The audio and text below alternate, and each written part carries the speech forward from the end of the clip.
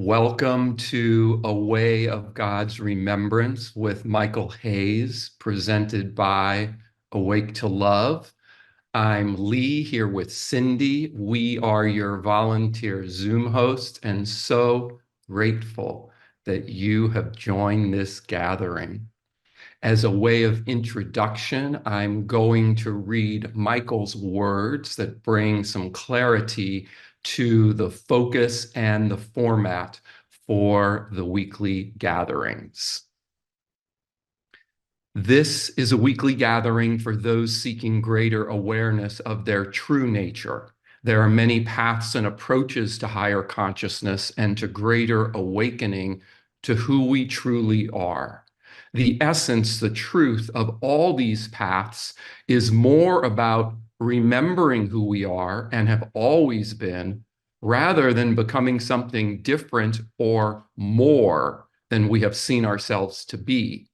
A way of God's remembrance goes to the heart, to the intention of all the paths. This is what we will explore each week.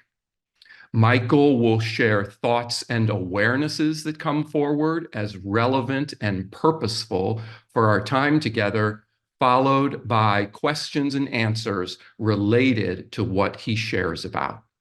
We will begin with an invocation of light to help support us all to be in a collective alignment. And Michael will lead us in that light invocation as soon as we unmute him and make that possible.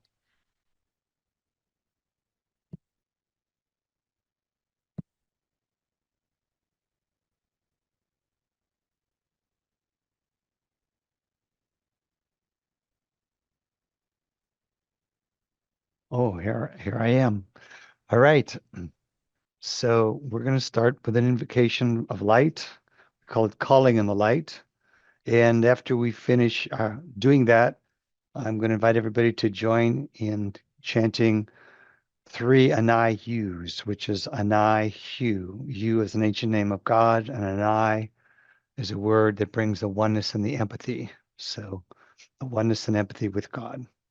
So I will start by invoking the light. So, beloved Lord, in this moment, we open to receive your blessings and we open to give ourselves forward to your purpose for us and your purpose for all your creation. We enter into this arrangement with you willingly and wholeheartedly, for we surrender all those things that would obstruct us or block us from our remembrance of our togetherness with you. We open to receive support and assistance here through the Lord Jesus Christ and the Holy Spirit. We open also to receive blessings of assistance here through that which we know as the mystical traveler consciousness, through John Roger, through John Morton, and all those who carry that mantle and carry that purpose in this world or just in their hearts. We open to give and we open to receive, and we make ourselves available to your blessings. And the greatest blessing of all, to be in remembrance of our oneness with you. We thank you now and always, and so be it. Amen. Anai you. Anai you. Anai you.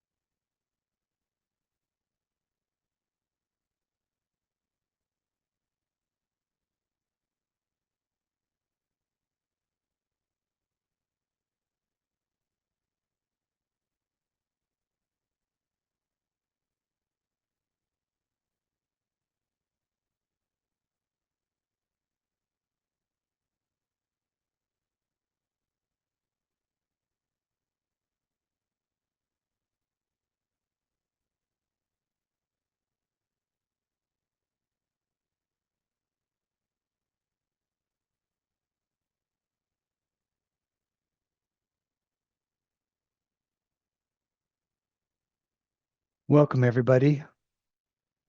I'm really grateful to be able to share with you today and in this gathering that we've started. I've been directed to this, and it seems time to fulfill that directive. So let's see where this all goes.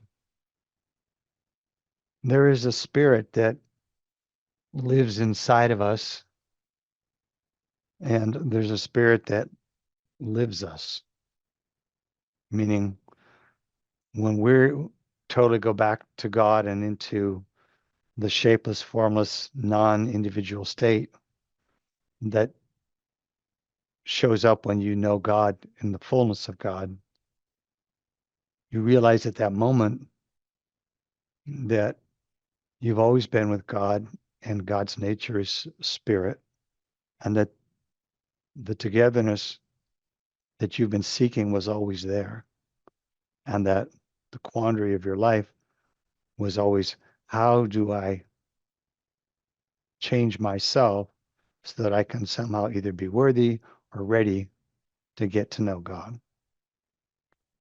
And the great truth is, it doesn't involve changing ourselves. It doesn't involve us becoming better or more, wiser, clearer.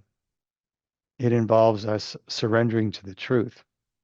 And that truth is that we are always one with our Creator, and our Creator is always one with us. And the togetherness of God is always available. Now, Jesus is quoted as saying, the kingdom of heaven is at hand. John Rogers quoted as saying, the blessings already are. So each of those statements is really just saying, wow, it's, it's all available now. So the big question is, well, how do we become available to it? Or how do we, and that's where we start to think, well, I have to be different to be available to it than I am, because right now I'm experiencing myself as unavailable to it. And I'm going to suggest there's a slight misperception in that. It's not that we're unavailable to it. It's that we're unavailable to the remembrance of it. We're unavailable to being conscious of this truth of our oneness with God. There's no distance between us and God. There's no jump or change that has to happen where we change, but we are different, or that God changes and God is different. We don't have to do some great act of service that God extends mercy to us and then allows uh, um, God's presence to be known to us. God's presence is entirely the truth of all reality. There's nowhere we can go. There's nothing we can see. There's nothing that isn't part of God, part of God's reality. So I'm talking a lot about God, which is a very ephemeral thing to us mostly. But I'm telling you, it's also the most tangible thing. Often we're taught it's as easy as your breath. It's as easy as breathing in and out. And I would say it's easier than that, because even if we stop breathing, God's there. Each of us has been promised that we will remember or be remembered into the totality of God. John Rogers used to say that not one soul will be lost. That was another way of saying that we will come back into the remembrance. I invite everyone to just make a clear intention inside themselves to become available to that remembrance, make themselves available to the truth that the kingdom of heaven is at hand and the blessings already are.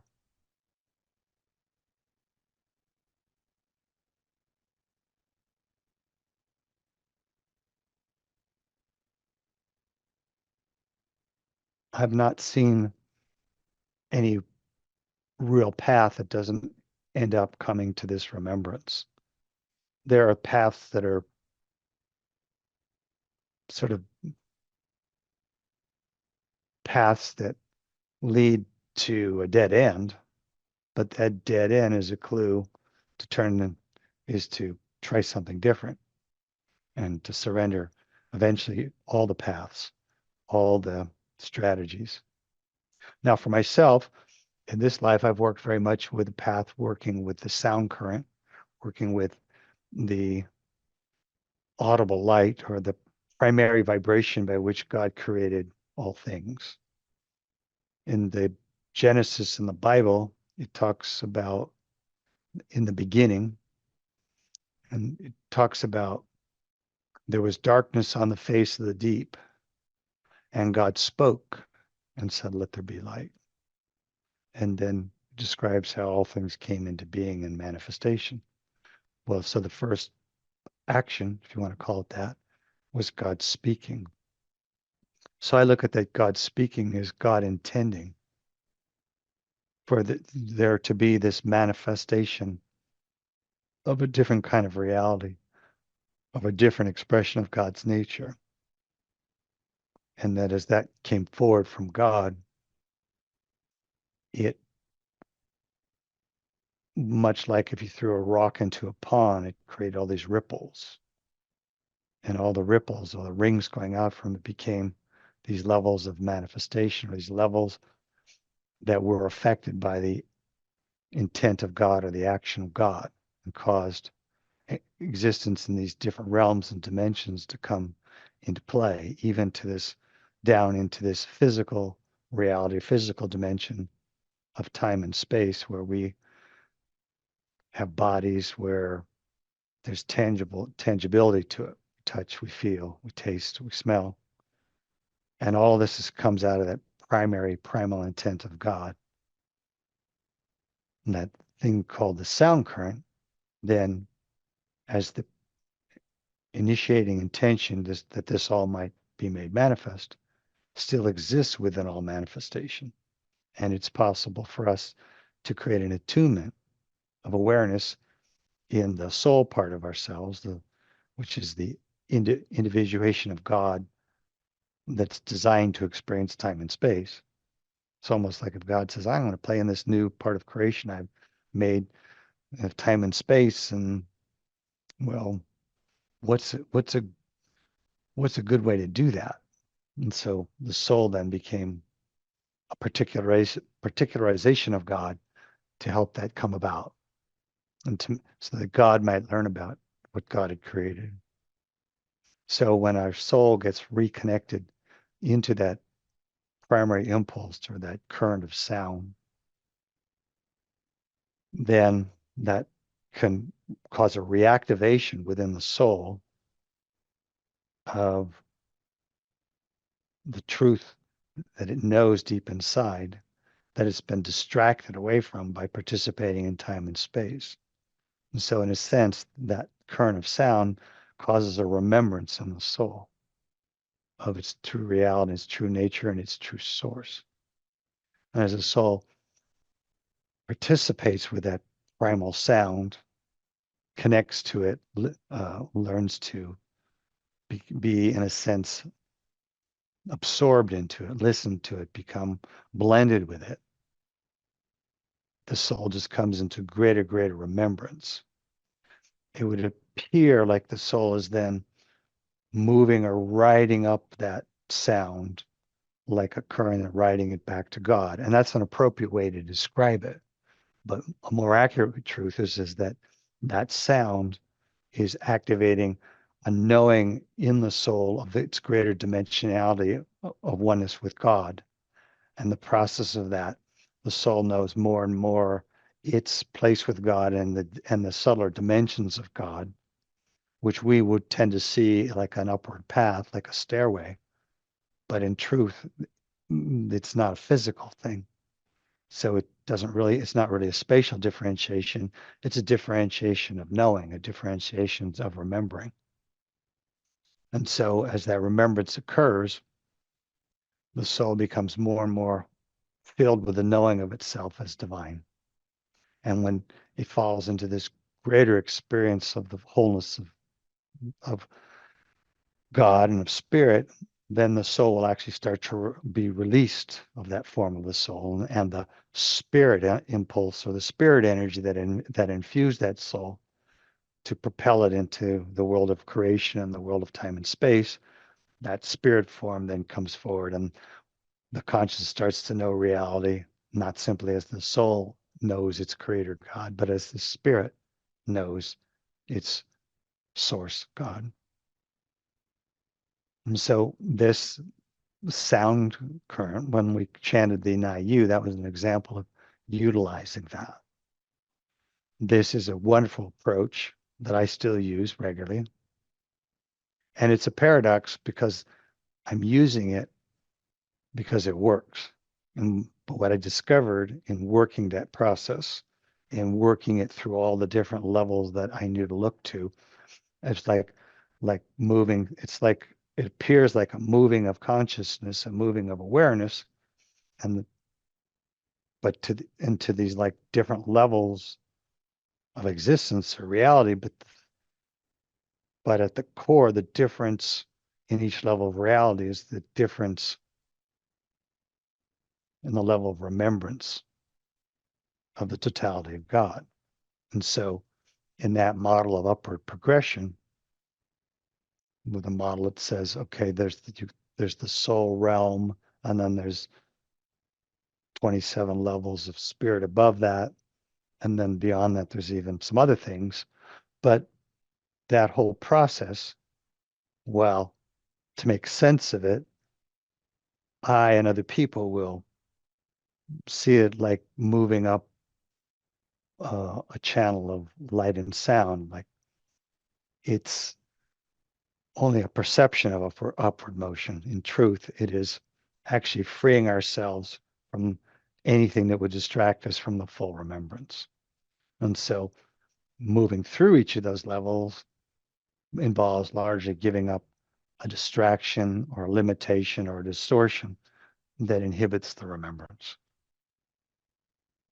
And so, in a strange way, our progression into, to use that word, into remembrance is a process of being disillusioned. Now, as we come into that remembrance, quite remarkably, we'll find more and more that this is not something we can do. This is something that God can do, that Spirit can do, and God and Spirit are the ones doing it to us. There's an imagery that I find very powerful from my own inner experience and from some remembrance going back a couple thousand years ago about the idea of being a fisher of men. And then realizing, well, Christ as the fisher of men was like throwing out this, much like the throwing out that line for the fish to catch. That line was the sound current. And then the fish, us in creation, would get a hold of that, and Christ would reel us back in. So this then suggests that we of ourselves can do nothing, which is very similar to a quote from Jesus when he said, "Of myself I can do nothing. It is the Father through me doing his own work who accomplishes all these things." So when I first heard that, I always considered in terms of, oh, this is alluding to the miracles. And he's saying the reason these miracles come forward is because God has chosen to do them and has used his consciousness to do that. And that made sense.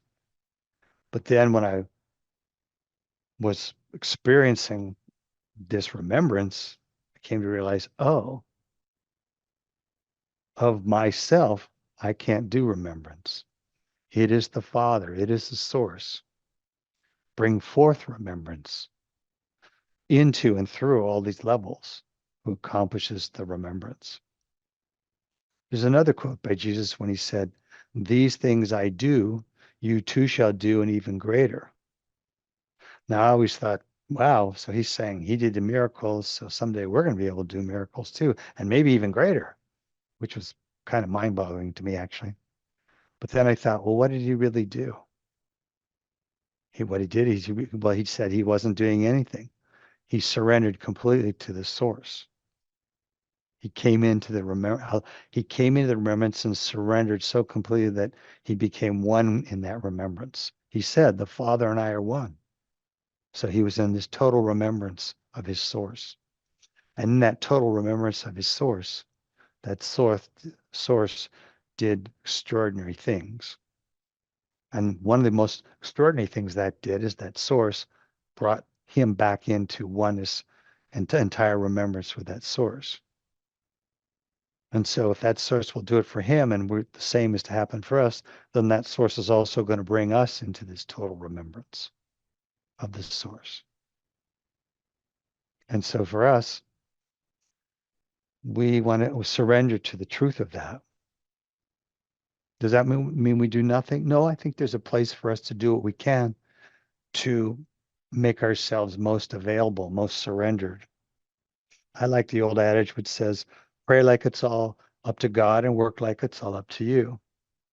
But this working like all up to us, we have to be careful that doesn't trap us in the illusion that um, we are becoming God, because we are already divine. And so the metaphysical worlds often point to the greatest trap that holds us in creation is what they call the great path of becoming, where we get on this endless search to become perfect, to become here in physicality, um, godlike and perfect. And that can keep us trapped for eons of time. That isn't really what the process is about. But the process is to let go and let God love us and live through us and grant to us the remembrance of our true heritage. And everyone is heir to this. That's the storyline I've been hearing. And that's kind of exciting. So along the way, there's certainly a lot of different things we will experience and learn and grow. We came into creation to learn and grow and experience, in a way to be an instrument for God to know what God had created. And as we gain that learning, it goes into our soulic repository, which then gets extended into the greater repository of God as part of God's infinite wisdom about this creation that he has created. And now this is not the first creation that God has created and done this process with, and it probably won't be the last. However, I would be quite happy to tie up engagement in creation with this one, but we'll see what God has in mind for all of us. There's a joy in my heart as I talk about this and sense the power of the truth as it touches consciousness in other people. And each of you, I would suggest you just surrender, relax, and receive. Not put upon yourself a pressure to get something. When I was, in a way, first told about this as I guess we could probably say sort of a destiny for myself, I was told by my teacher, and he basically said, when something is ordained by God, it must happen. And then he said to me, and the only question is, how long will it take? Will it take 2 years? Will it take 6 years? And I exclaimed to him, well, what do I do? I'll do anything. What do I do to make this happen faster? And his reply, with kind of a chuckle, was, that is exactly the wrong approach. The less you do about this, the faster it will happen. Boy, did that confuse me, because I was zealous. I was young, a lot younger than I am today. And I had a willingness to do extreme things for awareness and awakening. And this was kind of like the exact opposite. And I was befuddled at first. Well, should I stop meditating? Should I stop this? But after a while, it came to no, the key is I can't do this because none of us can do it. We have to be like Jesus and say, of ourselves, we can't do this. Of ourselves, we can do nothing. So what he's really saying is I had to let go of the me, the I, that was so avidly striving for awakening, for enlightenment, for higher consciousness, to be one with the teacher, one with the guru, all those things. I had a lot of ambition to that. And how remarkable that he was totally right. It is a letting go.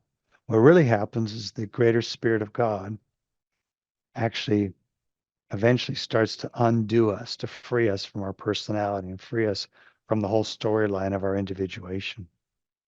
We start to know reality beyond this form. We start to know reality beyond any story in this world. We start to know it directly as it is. We start to know we are one with that which is. And that which is one with all reality. And it's just something all reality hasn't realized yet. But that which is realizes it, and it has an intent for that realization to be with all reality. So with that, I'm going to pass it over to Lee. It's got something to share, and then we will take some questions. Thank you, Michael.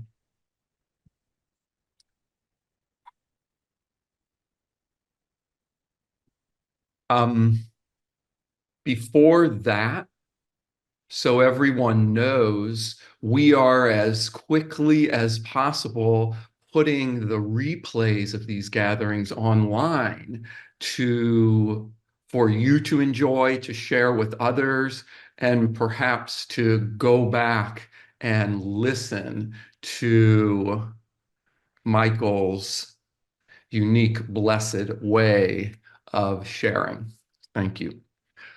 Now, questions.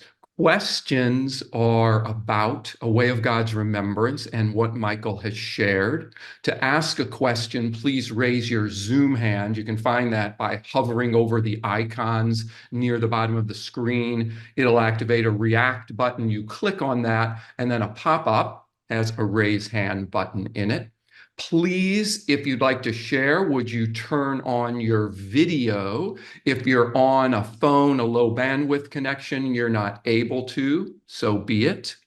Most important, we ask that questions not be of a personal nature and not be requests for Michael's assistance in clearing. Please, questions that will be of value to you, to those gathered, and to those who will participate via the archives. If you do ask a question of a personal nature, we are responsible for tracking that, and it's likely that you won't be chosen again to ask a question. Now, the legal consent when you raise your hand and ask a question. By raising your hand and asking questions of Michael, you are giving full consent to Awake to Love to make the audio and video of this gathering, including your sharing, available as online archives for anyone to access. Please do not raise your hand and do not share unless you are in full agreement.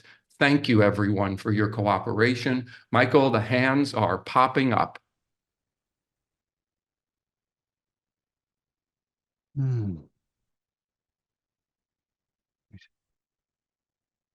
Elizabeth McLean.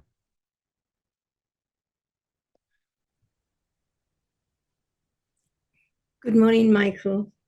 Hello, And Elizabeth. everyone. And thank you for doing these wonderful videos. Michael, my question I mean, there's 1,000 questions in what you just shared, because I've sort of done everything, I think, the opposite way around. Trying to work on myself, all the time. Me too. And that's how I finally learned this because I hit a point of defeat, exhaustion. Right. The great path of becoming, I beat me. Eventually I gave up. I mean, there has been some good things come out of me doing all of that, because I've had a lot of behaviors that really I did want to change, and I have. So in that respect, it has worked. Me Um, too. It's helped. It's made my life here better. yeah. I suppose my question, amongst 100 questions, is what would I be experiencing if I was remembering God? I mean, what would be that experience? I've let go of a lot of things now, and my day basically is, I mean, it's so easy. Apart from the pain in my body, my life is just simple. I get up in the morning, I do my life, I put light cones around, things come in my consciousness, I send the light. I don't really pay too much attention to any of it anymore. But there's sort of like what am I doing? Like, what am I doing? What am I doing here? What do I need to be doing, apart from just breathing in and breathing out, which is what I mainly do now, I think we which is all do very that. different to how I did it. Yeah, I think we're all doing the breathing in and breathing out. But I'm not experiencing what I want to be experiencing. When I hear you talk about the remembrance of God, yes, I can contact the loving, but that doesn't seem to be enough for me. Yeah, the remembrance, there's different things could be, let's say, signs of that. But a primary one will be a shift will start to happen in your consciousness where for so many lifetimes, for eons of time, when you started to realize this world wasn't enough, you started to look for more. And eventually the word that you settled on for more was God. And so you started to look for God. And when the remembrance really starts to happen for you, instead of looking for God, you become God looking. And you start to have this knowing of being this consciousness is looking through that form. And you have this experience of being this consciousness looking at the world out from outside the world. You have the experience of being this consciousness looking from the highest, subtlest levels through all the levels.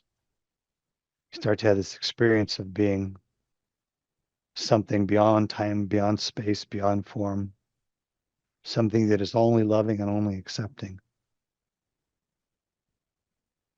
and is always in this peace. I think that term, the peace that surpasses understanding, would be a good description. So we'll get tastes of that, and often the grace of God will give us these experiences of it because it helps us to know what we want and helps us to, there's a saying in the Bible about separating the chaff from the wheat. So the part of the wheat that can make the bread and the chaff get rid of because that's not edible. And so there is a lot of that in the process of it. And in a way, we go into this creation and we do all these different things and we exhaust it. I did. It's just this, and it's sort of like saying finding everything that doesn't work. And some people are smarter and faster and catch on faster and you know, they jump to it faster. I was not that. No, well, obviously I'm not that either. Well, most of us take quite a while. So, but for me, I was really slow. I've been at this a very long time. And but the remembrance comes upon you like it's like something in you, but beyond you that takes hold. And one of the things that brought me to it more in a strange way was an immense suffering. Because when I started to have the experience of it, I'd had the experience and then I wasn't in the experience. And then that created a suffering in me, very hard to understand. Just like this haunting ache. And I'll still get it sometimes if there's another level of that available to me and I start to fight it, I start to feel that haunting ache in myself. And you'd say, oh, that's such a terrible thing. It's such a blessing because because once you've really had it, you really can't settle for life without it. Mm. Mm. So you've had tastes of it, but I have. yeah, so there's more for you, but it's not something you do. It's something you allow God to do. In a sense, what you do, you surrender to God and allow God to undo you, unfree you from the story of you, free you from the story of all these lifetimes, the one who did all this and who's karmically attached to all this. You allow God to, in a sense, strip that away. So is there something that I have to do to go, okay, God, you do it? Is there something I need to do inside to allow that to happen, or does it just happen?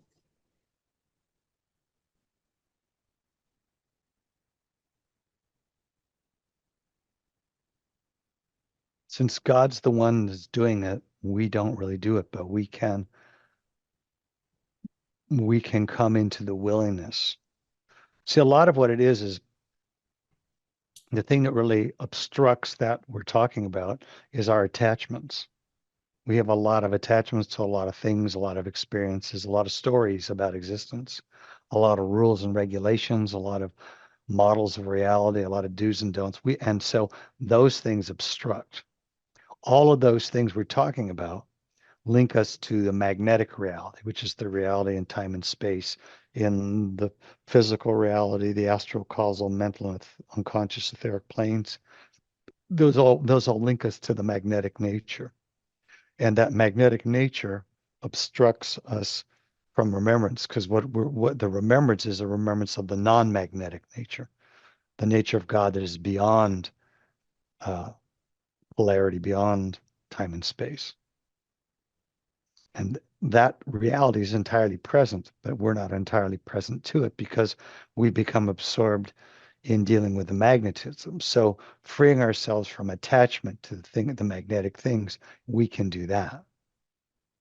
However, if we do it in like an ascetic a denial of a thing, like we go against the world, we go against the things of the world and our participation in the world, that againstness magnetizes to that which we're against. So the freedom from it is when we become totally neutral to it. And so it's kind of a paradox. What really brings us to the total neutrality to it? When we start to wake up to the reality beyond it, we lose interest in it. Until that time, we go around trying everything and eventually start to lose interest because it doesn't give us what we want. Mm. It gives us what it has to give us. And for a while, that entertains us. But in the end, the only thing that can really satiate our hunger is, the angel food, the food of the non-magnetic. So let go and let God. And the funny thing is when I say let go and let God, if you really hear those words, you let go the I, the one who keeps trying to do it, and you let God do it because God can do it. And of course, in the full remembrance of that, you realize you were always one with the God that was doing, which meant it was it was the true you doing it, not the pretend you, the personal you. So we're going to get into a lot of double talk when we talk about this. But the experience of it, that's the key. And you're well on your way. Thank you for your question. Thank you very much. Thank you. God bless. All right. Hal Levine. Levine?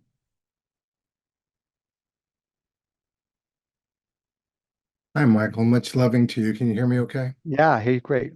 Great, sweet. So my question is, and I know that spirit is not linear, but please forgive me if I ask you a question that sounds linear.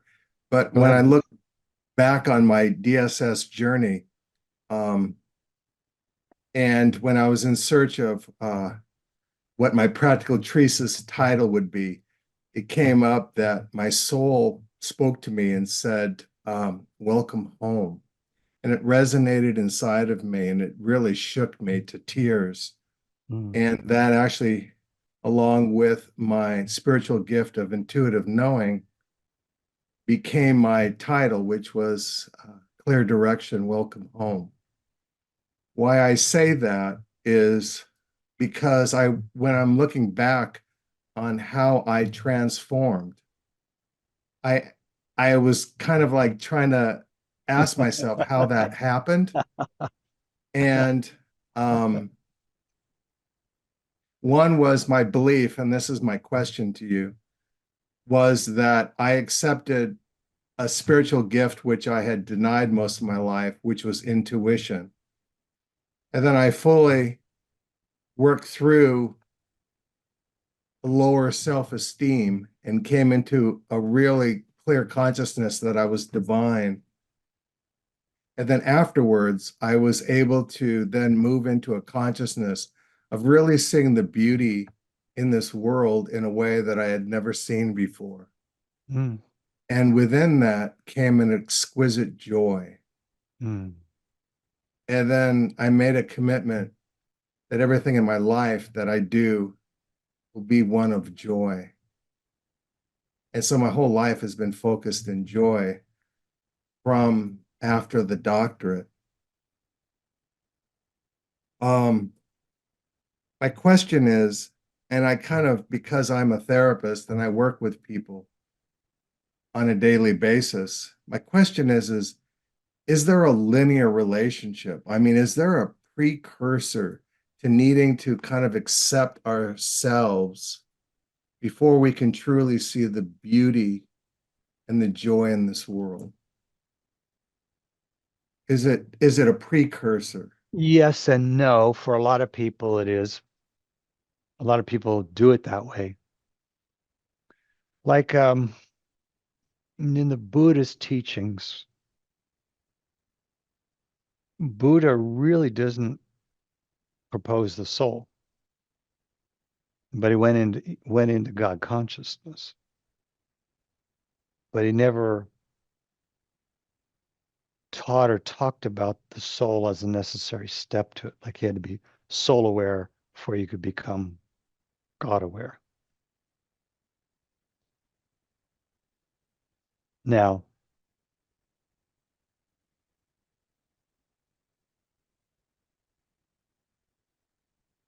I think having the soul as a stage of awakening is really useful, which you're describing, and I certainly used it that way. And but there are those who don't go through it in that way. See, everyone is already divine. So everyone's already God. And sometimes there are beings here that are like avatars. I mean, they've already awoken, but they came back in here maybe to serve or for some reason.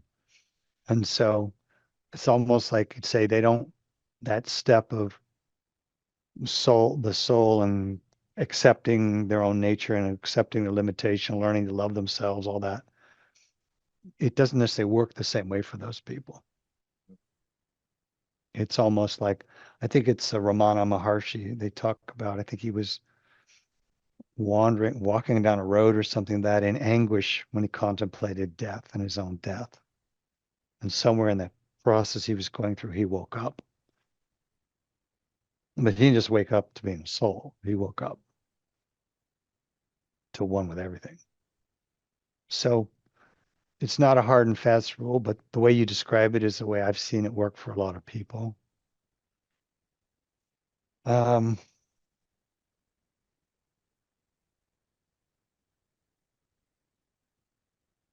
it's your nature to be deliberate in the way you approach things and the way your consciousness works and is constructed is very much like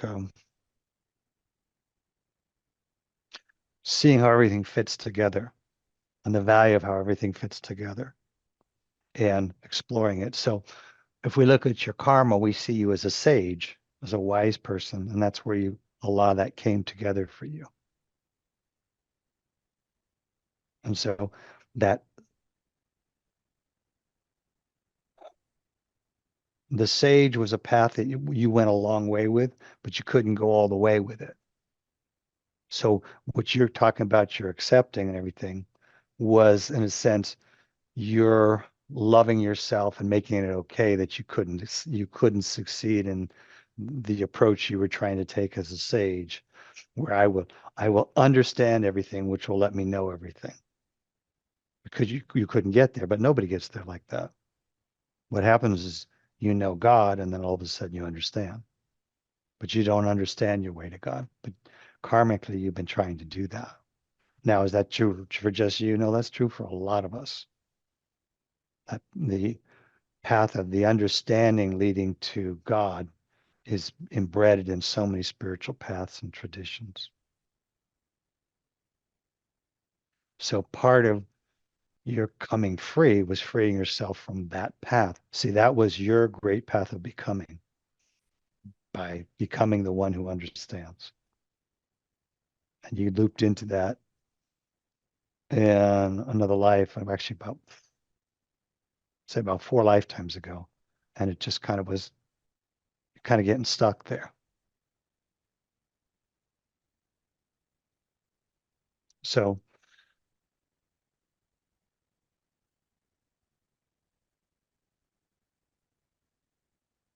yeah, there's so much I could tell you, but I'm not going to, because I don't have all night.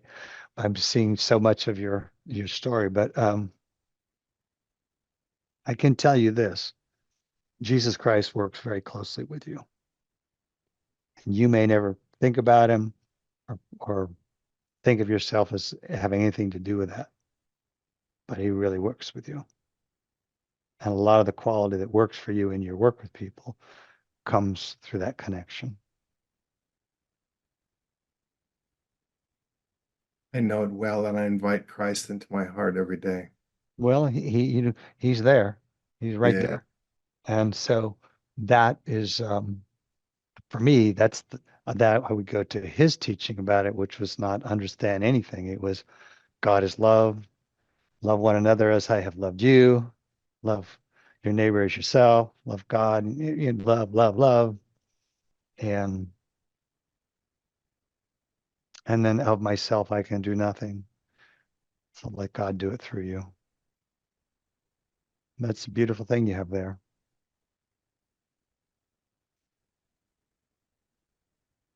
It's beautiful to watch because he's strong with you. So I'm talking to you about him. So connecting to him to talk to you about him. But he's so strong with you that he's coming through you into everybody else on the call, which is pretty cool.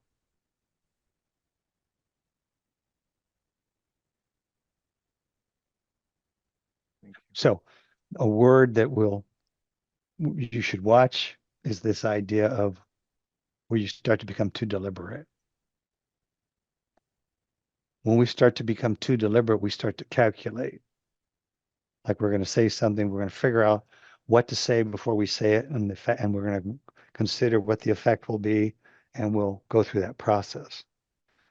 What you want to be working with is going to come spontaneously. Mm-hmm. And so a lot of your overcoming is overcoming those patternings that were making you deliberate, which was blocking your intuition. Yes. And you started letting that go. Your intuition was right there because you were just letting it through. What I'm saying over and over again is I move my ego aside so that I can be fully aware of what Spirit has to share with me and the wisdoms and the truths. You said that to me, and it's very funny. There's a beautiful friend of mine who's very wise and a real teacher. He had been a teacher to thousands of people. And but he was also a student of John Roger. And and pretty close to John Roger at one point. So then he brought up to John Roger, said, I hope I hope if my ego ever starts to get in the way that you'll let me know about it and stop it. And John Rogers' response is, who do you think just spoke?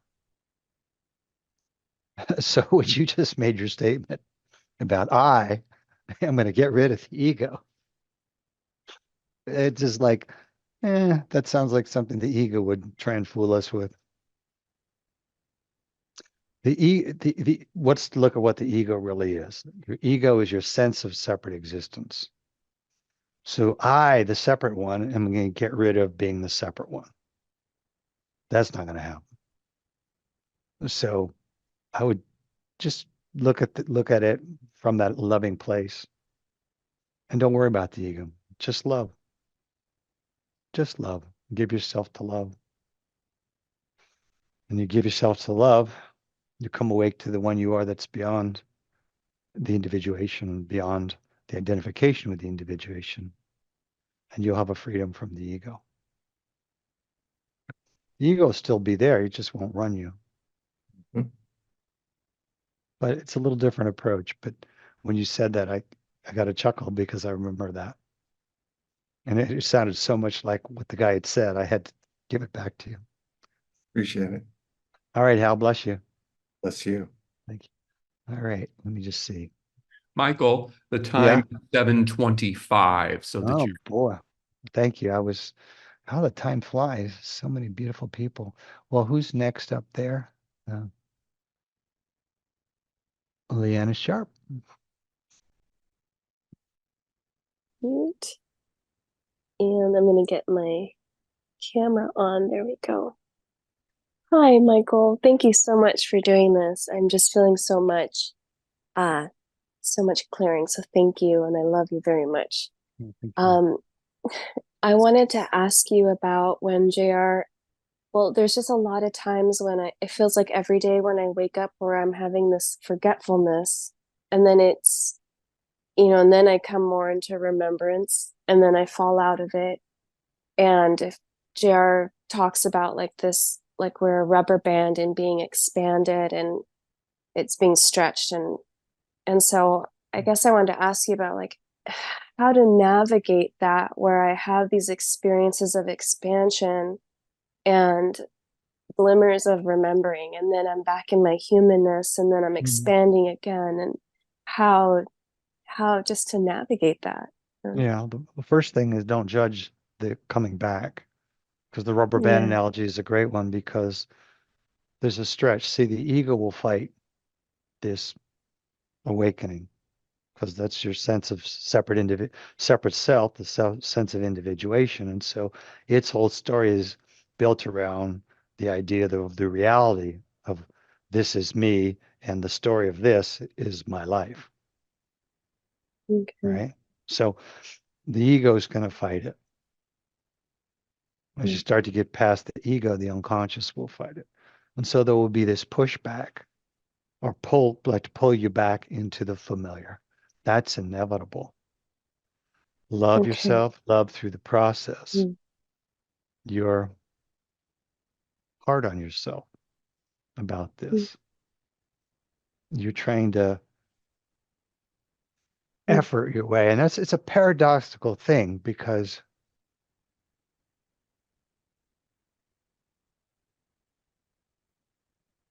it's kind of like this weird paradoxical thing where you work really hard to let go.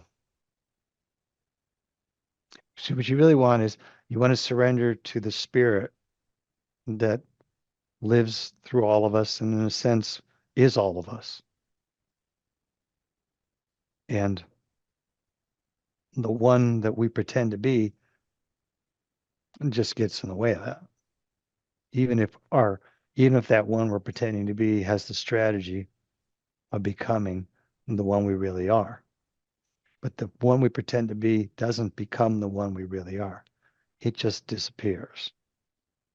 It becomes and disappears. I mean, it may still be there to pick up as a tool of the world. Like you remember, well, everybody thinks of me as Leanne, so I used to identify with that name, and Mhm. this is the body I utilize to have interface into this level. So I could just go around to different bodies, but it's more effective. I go back to this one because it's used to me and I'm used to it. But but you'll have this knowing that you Mm. are beyond all that, that you exist entirely independent of that. You will have the remembrance of that and awareness of reality that is not defined or confined by form. Now, Yeah. big thing to hold you back is you very much um, are limited by a feeling reference of life. You're a very kinesthetic person. Yeah. And that I have that too. I'm very kinesthetic. So the kinesthetic thing Mm. is that when that's a more dominant thing for us, we're going to be more inclined to try to know our realness through the feeling of realness, through the feeling of tangibility, through the feeling of that there's something important for us to do, that our life has meaning. We feel it has meaning. Other people will think it. We feel it. Yeah. It's a little different for different people, but you're one of those Mm. feelers. So Yeah. that think of that feeling mechanism as like exactly that, a mechanism that allows your soul to participate in this reality. So if we're looking at your aura and we'd say, well, you have an astral body, or the astral aura, and you have a causal body, the emotional aura, and a mental body, the mental aura, like that, that causal, the causal body, that emotional body is very much connected to your sense of tangibility, your sense of realness, your sense of here-ness, your sense of who you are. But I'm telling you who you are is not that. It's beyond that. It exists in that, but exists beyond it too. It exists in a reality that's independent of that. And that reality that's independent of that is the true reality of you. Mm. You see how hard it is to kind of stay awake or stay here? Because what I'm talking to you about, spirit showing you this. So how do you have those experiences and function in the world? It's Yeah, not so well sometimes. I was, and I've had a lot of dysfunctionality. Trust, it comes to this trusting that you won't be given anything you can't handle. So if you let yourself have that greater remembrance and that greater awareness of who you are that's beyond the form and beyond the feelings, Mm. God will make it work. You they won't give you that experience while you're running a chainsaw or walking on the high wire act at the circus, because the one that is truly you, which is the one we truly all are, we call the divine, that force, the force part of that one we all are, that serves this function, sometimes called the traveler consciousness, that part of God that makes its purpose to bring this remembrance to all parts of God. It looks out for us, and it'll look out for you, and it does look out for you. So it's safe for you to let go. Just like Mm. these old workshops, maybe it was insight, this trust walk or trust fall.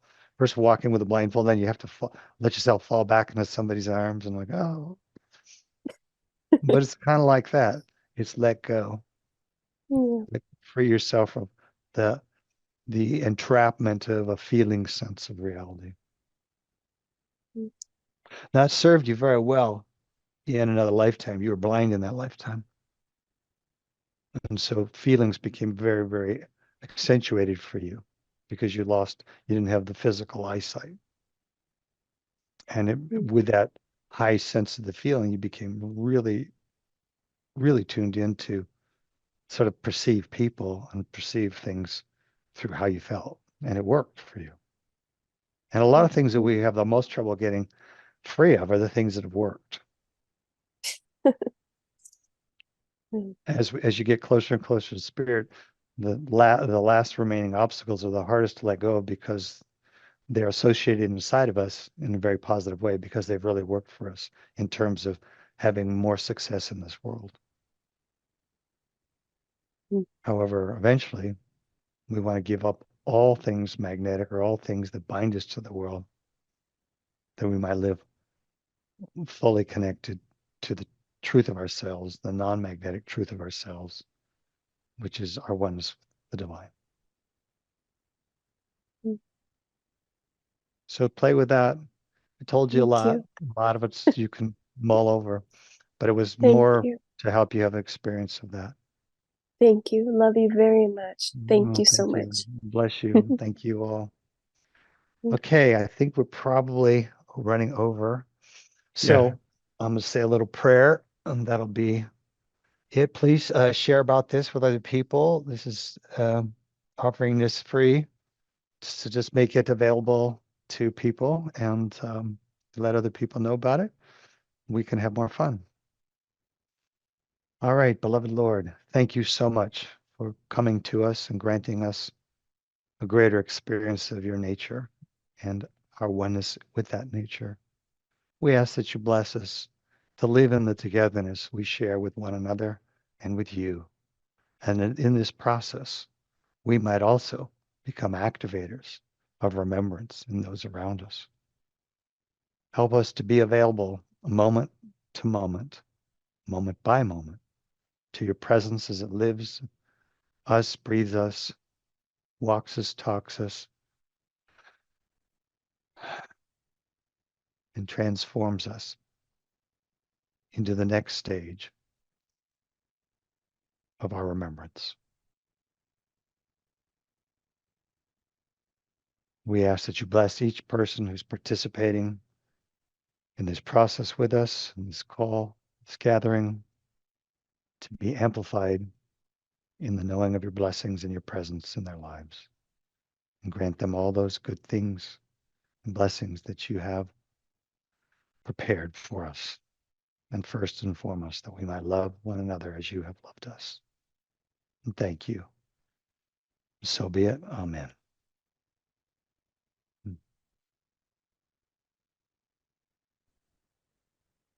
Bless you all. And thank you. Thank you, Michael. Great Thank you, job. Thank you, Michael. Thanks, everyone. Thank you, Michael. Thank you, Michael. Thank you, Michael. Love you. Mike, your pajamas, Michael. your Thank you, Michael. Bless Thank you. you, Michael. Yes. God bless. Thank you. Love you all. Thank you, Michael. Thanks, Michael. Thanks, Thank everybody. you all. Thank you. God bless everybody. Blessing. Bye. Thank you. Bless you. Bless you. Love you. Love you. Yes.